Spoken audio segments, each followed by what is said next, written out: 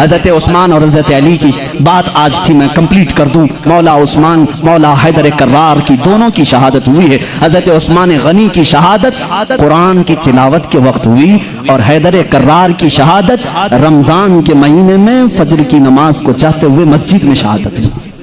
ایک کا محراب ہے، دوسرے کا قرآن ہے. کل قیامت کے دن دونوں شہیدوں کے لیے کون کون کھڑے ہوں گے؟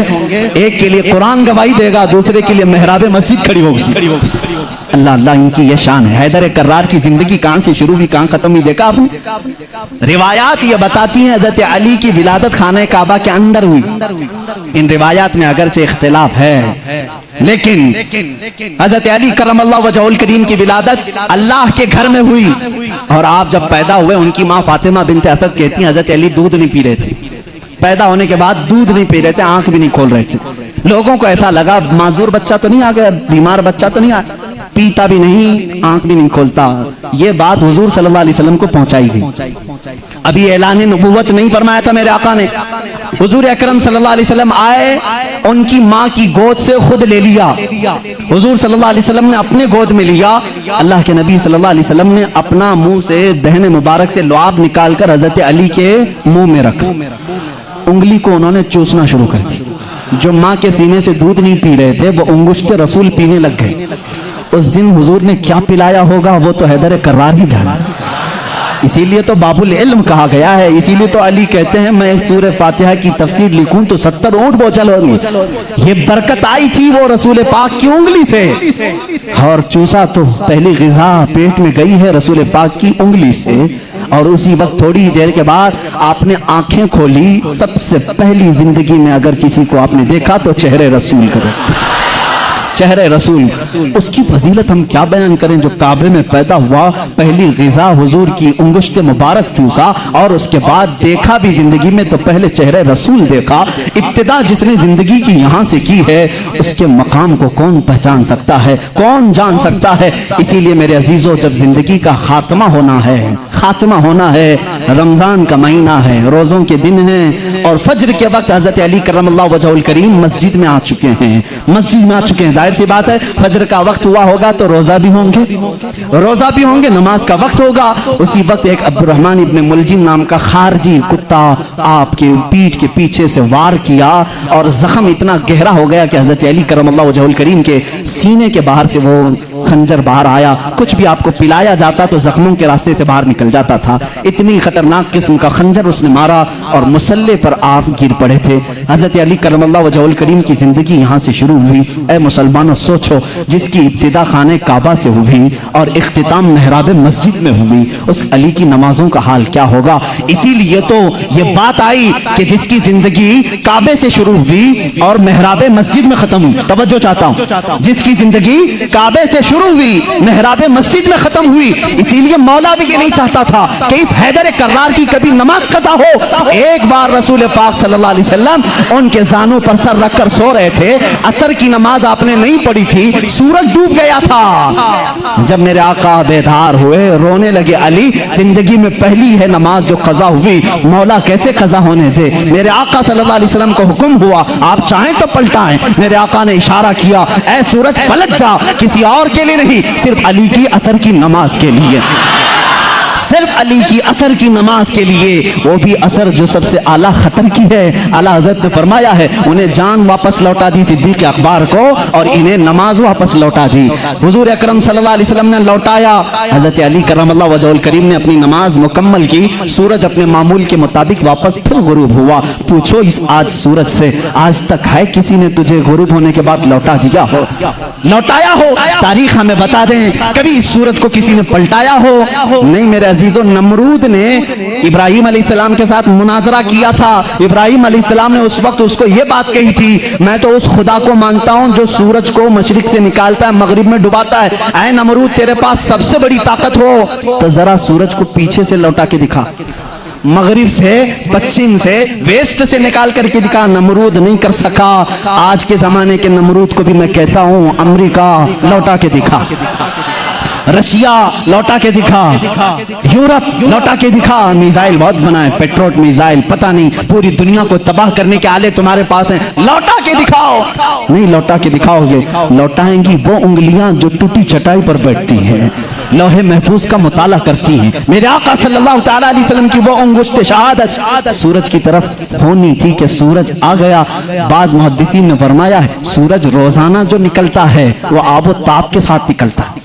मशरिक में जब निकलता है आबो ताप के साथ निकलता है। आला हज़रत का एक शेर भी है, इसकी तर्जुमानी आप करते हैं, फरमाते हैं उस दिन सूरज जो है हड़बड़ाते हुए बाहर आया था, यानी डर के बाहर आया था, इसलिए कि आज खिलाफ मामूल पहली मर्तबा इधर से निकाला गया है, इधर से निकाला और बे टाइम की। ये सारी फजीलत मेरे आका की है जरूर। उंगुश्त मुबारक उठी और सूरज पलट आया जरूर, लेकिन कभी ये नहीं देखा कि लौटाया किसके लिए गया था, किसके लिए? उसी अली करमल्लाहु वजहुल करीम के लिए।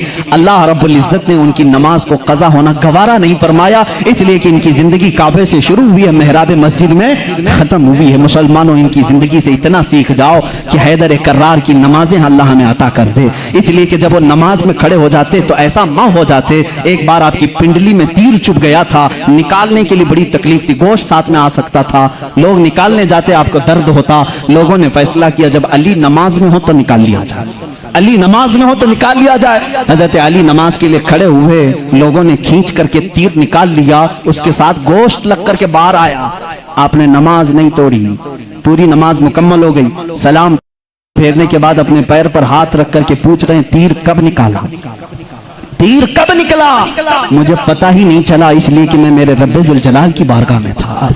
वो नमाज में महवियत थी, नमाज में गर्क होने की शान थी मौला अली करमल्लाहु वजहुल करीम की। ऐ मुसलमानों, आज अगर हमारा नौजवान गर्क है किसी में तो गेम में है, गेम में डूबा हुआ है, नमाजों में नहीं। नमाजें तो यहाँ हिसाब किताब के लिए लोग बांध लेते हैं, दुकान में कितना हुआ था, कुछ भूला हो तो नमाज पढ़ने आ जाए। माअज़ल्लाह रब्बिल आलमीन, कितनों की नमाजें सिर्फ वसवसों में पूरी हो जाती हैं। अली की नमाज वो है कि जिसमें तीर चुभा हुआ निकाल लिया जाए तो उन्हें पता भी नहीं चले।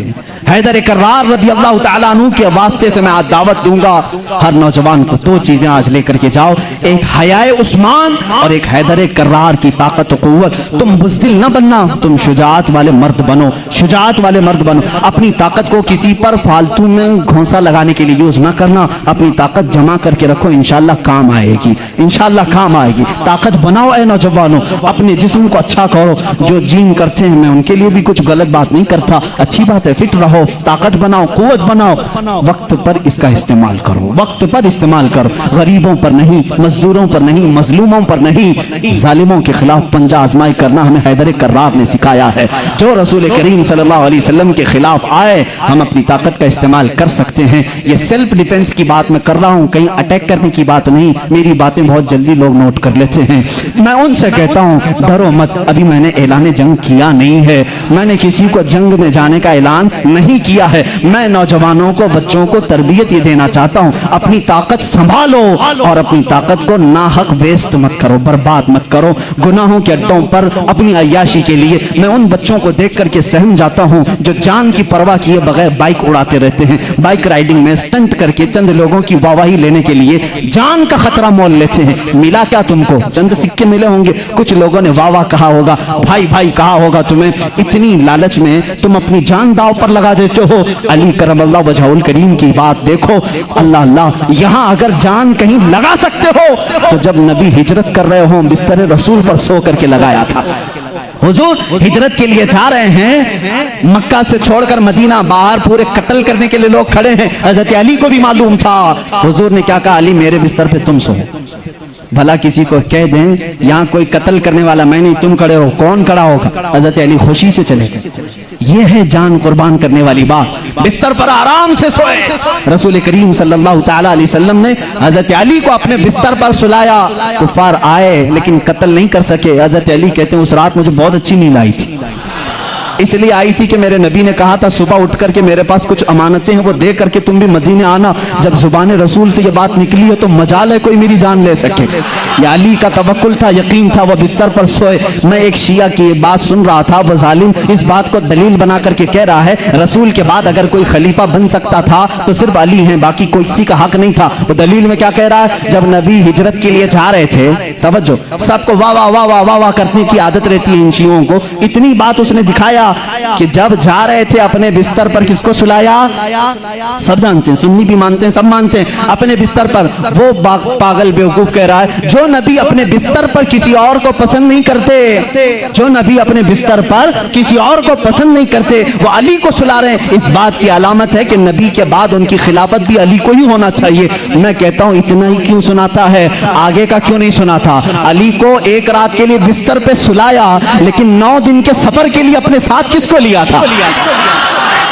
مدینے تک سفر کے لیے کس کو ساتھ لیا تھا؟ ابو بکر صدیق کو۔ ہم ایسی اوچھی دلیلیں نہیں مانتے اور نہ جانا چاہتے ہیں، یہ تو اللہ کی منشا تھی جو ترتیب خلافت ہے۔ ابو بکر صدیق آئے، عمر فاروق آئے، عثمان غنی آئے، حیدر کرار آئے، ارے سبوں نے اچھی خلافت کی۔ آج تمہارے پیٹ میں درد کیا ہے؟ ان کو پہلے، ان کو پہلے۔ تمہارے سوچنے سے اب وہ خلافت بدلے گی نہیں، جو ہو گئی ہو گئی، اس سے کسی کا نقصان ہوا اسلام میں؟ چاروں خلفاء نے اپنا حق ادا کیا ہے۔ آج سلام کرو ان کی تربتوں پر، آج ان کی باتوں کو یاد کرو۔ اسلام تیری نبض نہ ڈوبے گی حشر تک، تیری رگوں میں رواں خون ہے چار یار کا۔